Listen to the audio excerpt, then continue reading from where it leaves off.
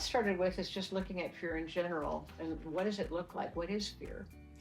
And there's fear of falling off in general, which if you ride a lot, probably that's not a huge one, or you wouldn't ride.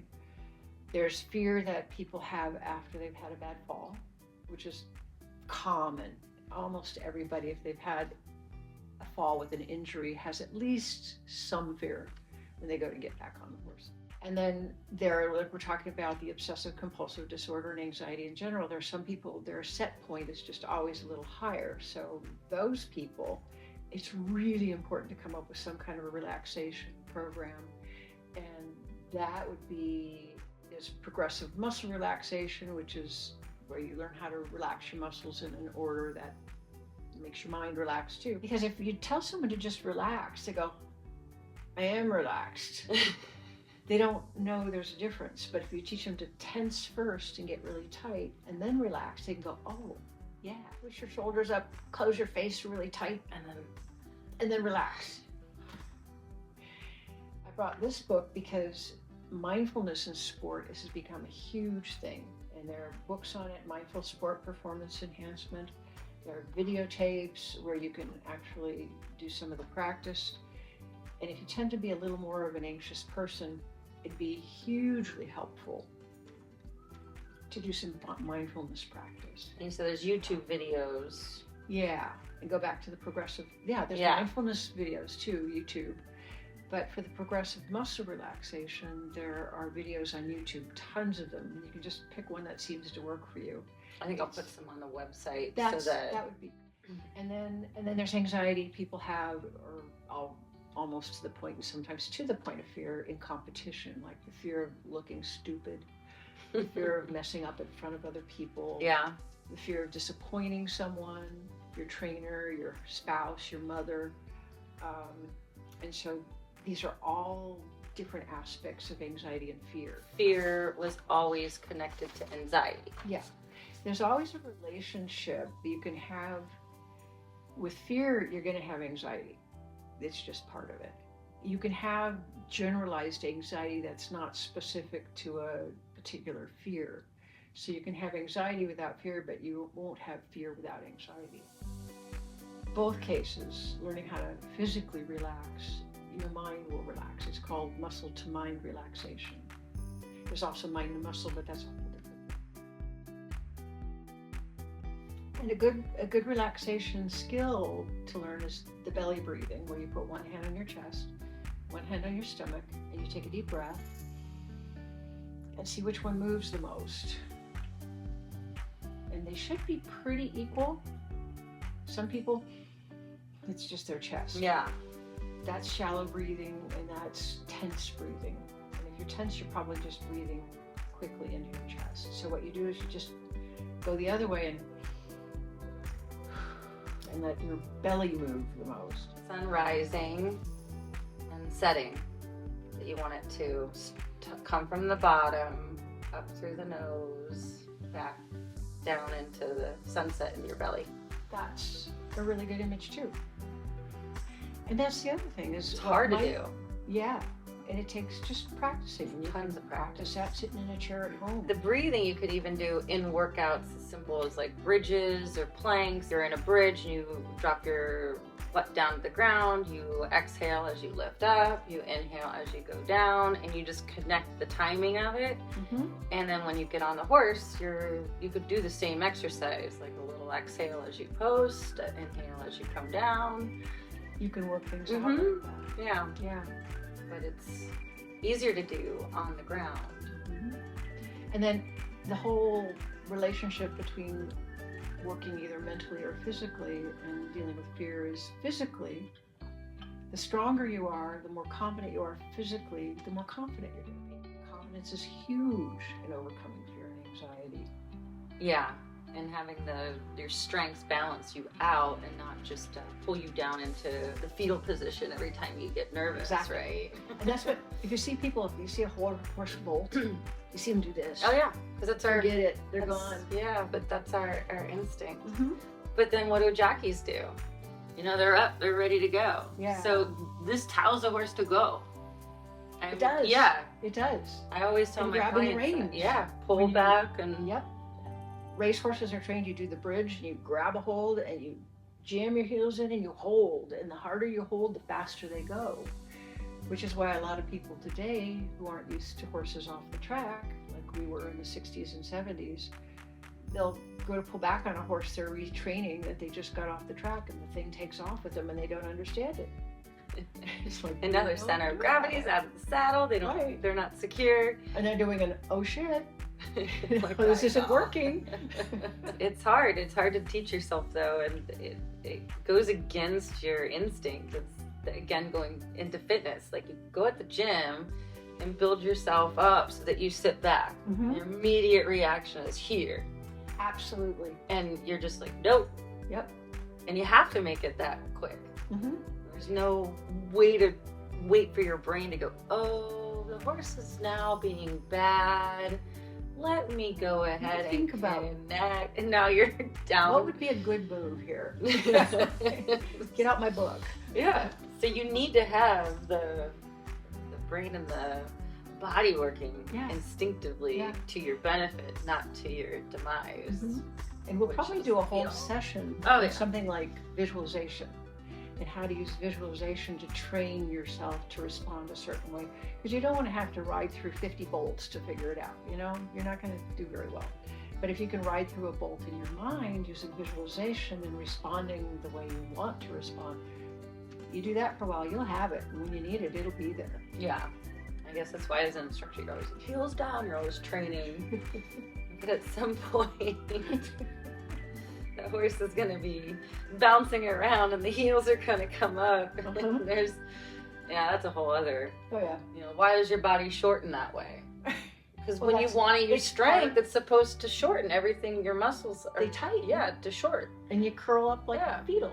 So, So I like that when you're like tensing and getting the, because it's tired at that point too. Mhm. Your muscles are kind of tired from, because if we go back to fear, it's going to change you physically when the fear enters into your brain and something's Yeah. happening bad. Your body is going to react, Yeah. whether you know it's reacting or not. uh-huh. It's either getting tense, your muscles are preparing for fight. Uh-huh. Or something to happen. So all of a sudden your body is going to change on the horse. They're going to feel it. They're Yep. already freaking out about something. And they don't know why particularly. It's like, well, I guess I should freak out more. Yeah. But it's the brain, I think, in fear you have to focus on changing. Mhm. And that's the muscle. I think it's really hard to change your physical, like, I'm not going to get tense when the horse spooks. No, That's kind of impossible. but you can get tense in a different way. Yeah.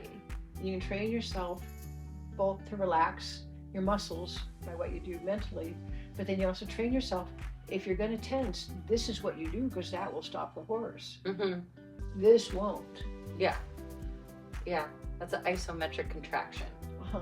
Just by holding something or resisting. Uh-huh. You need that with riding. Yeah. It's a big one. Well, this is a little aside, but my trainer has had me, my personal trainer for the physical stuff, doing one-arm rows. Uh-huh. And I went, oh, this is perfect for when a horse runs away. Uh-huh. You gotta do yeah. the one-arm stop, the one-rein stop. And so, hey, let's do some more of these. And can you do it on both arms Yes. equally? And they're not. Or like, yeah, one's always going to be like the whole body's doing it, and the Yeah. other one's, what do you think, your whole body's not doing that on a horse's rein? Right. And you don't want to be so one-sided that if the horse is going one way, you grab the wrong rein. Oh, yeah. You know? So you want to be able to do it both and have the confidence, no matter what happens, I've got the strength. So what's Okay. something that I can do at home to go through something I'm fearful of? Okay. We'll do more on visualization because how you do it makes it more powerful, but a really effective thing to learn to do is to use visualization to practice what do you, if say you had a fall, to go back and go, okay, what happened? What did I do? It didn't work.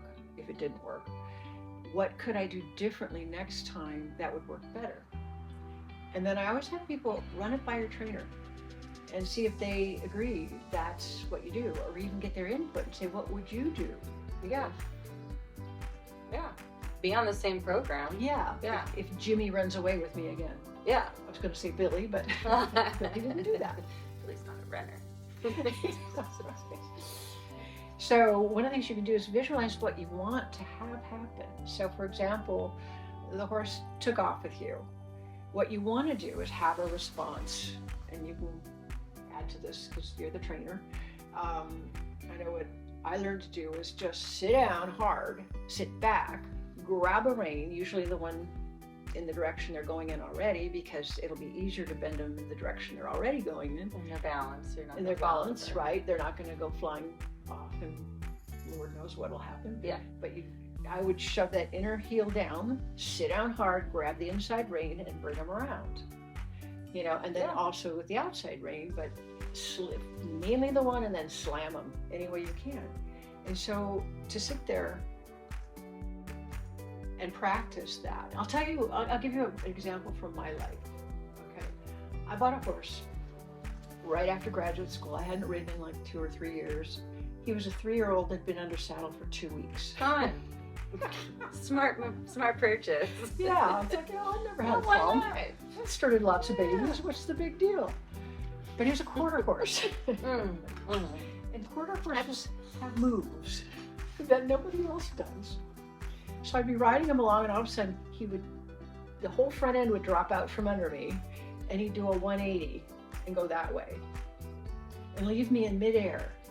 Honest to God, midair, and of course I'd be on the ground. This happened a couple times, and I went, oh crap. You know, I took a couple years off. I've lost it. I'll never be able to ride again. I'm no good.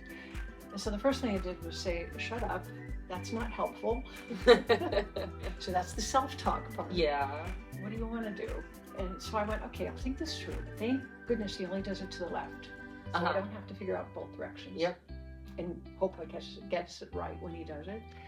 So that was one where I went, okay, he ducks down and goes that way. What I have to do is sit on hard on that left seat bone, grab the right rein so it limits how far he can go that way, and really jam that left heel down so I don't go flying off to the right. And I practiced that move over and over and over using visualization, just sitting in a chair. The next time he did it with me, he got to here, and I stopped him dead. Yeah. And it was like, yes, it worked. Yeah. The funny thing was, he tried it a couple more times, same thing, and managed to stop him. Well, a couple years later, when I put him up for sale, because he was a jumper, not a dressage horse, another one. I'm good at picking out jumpers. The trainer who was going to sell him for me as a jumper got on him. He never forgot that move, apparently. Oh, yeah. And he pulled it on him and dumped him. So, and then when he got a new owner, same barn, I saw him out in the distance galloping without a rider. And when the guy came in, he said, he did this weird thing. He just ducked out from under me and took off to the left. And I went, oh. But that was the first time I had a chance to really use visualization to practice something after I'd learned it as a sports psychologist in graduate school, and it worked. I think so many people would take that and do the visualization and be like, but now I'm on the ground. You know, they would you would finish the visualization with the bad thing that happened. Good point. Yeah. But you know what you do then? You go, no. No. Whether you erase. Put a big X and go, okay. Now you go through it very slowly, frame by frame, as if you're watching it on a movie, and what you're seeing from the rider's perspective. And when you get to that point where you start to go, you go left heel down hard, sit down hard on the left seat bone, and you correct it. Yeah. And I liked how you said, you know, talk to your trainer. Yes. Get some, what are they going to do? What would they recommend? Right. And not that you're visualizing, well, I don't know what I'm going to do. How am I going to stop? And you really practice something, but it's not going to work. That would be bad. So if you're not sure, ask your trainer. Yeah. Would this work? What would you do? What do you think? If you really have a fear and you don't feel like you can get over it, especially if it's to the point of like PTSD where you're having flashbacks where you keep thinking about what happened and you can't get it out of your mind, absolutely go to a therapist who's trained in EMDR. It would take, I've had people in one session, it was fixed. But usually it's like 2 or 3. The first is to set up, and then you do 2 or 3, and the third one or fourth is to make sure that the new response is there. And that appears essentially, it gets rid of unrealistic fear. It doesn't get rid of realistic fear, which is healthy to have. I have one other thing here too, the positive self-talk, we'll do probably a session on that one too, because that's another skill, one of the mental skills. But what I have down here is to practice the feared activity, and that's like what I was saying with his name was Trafalgar, the quarter horse, with the British name. Yeah. Take the feared situation and break it down into little chunks. Like if you're afraid, if you kick your horse hard to make them go because you're being a bud, they're gonna blast off. Well, take it in small chunks. Kick your horse. If there's no response, kick a little harder. And then kick hard enough to make them go, but then stop them. No, let them go a couple steps, because that's going to teach them not to go. But break it down until you go, oh, well, that wasn't so hard. And then go a little longer. And then ask them to move out even more. If you're afraid, say, to do an extended canter, you're afraid the horse is going to get out of control and crazy. Well, just do a canter. And get in position like you're doing a canter lengthening or an extended canter. And then bring them back. Just do it for 3, 4, 5 strides. So you break it into chunks, whatever it is. And there's lots of ways to do that. And that's another one. With your trainer, you can say, okay, well, what would be a logical step to practice? And then what? And then what?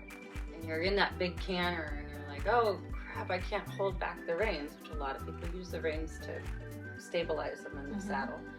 And so you really have to let go, and you have to depend on your seat and your lower core. And if you don't have that sense of, I can sit there without having to hang on with my arms at the extended canter, you're not going to be going. No, you're not going to have confidence. Can you assess just by looking at a rider where they're weak? Yeah. So you would know that before you had them do like a canter extended canter? Yeah, you would see them with their hands. Okay. It looks like they're okay with their seat, but as soon as you go to like extend the arms, which is just a chest press, you're not in a retracted shoulder arm. That's where people are comfortable, a lot of the dressage riders. But as soon as you have them let go, you'll see how weak the seat is. Well, now you have to use your seat to get the horse back as well. And so that's just core bracing, stopping your hips move, get your quads organized, and go against the movement of the horse without pulling back.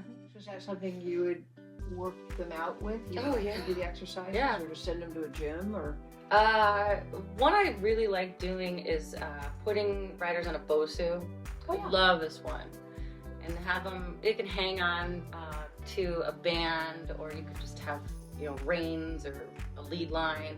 Have them hold on to it and kind of start to pull them and see if they can keep their balance, or let go and see if they fall off.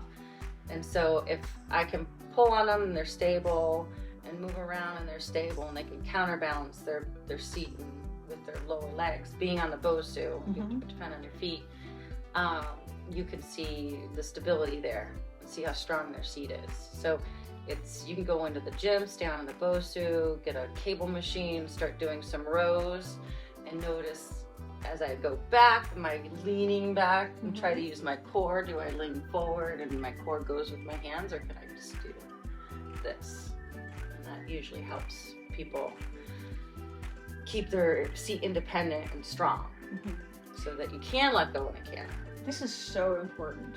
And I would guess that most trainers can't look at a rider and know exactly what's not working. Why? Yeah, but a lot of trainers are concerned on the horse.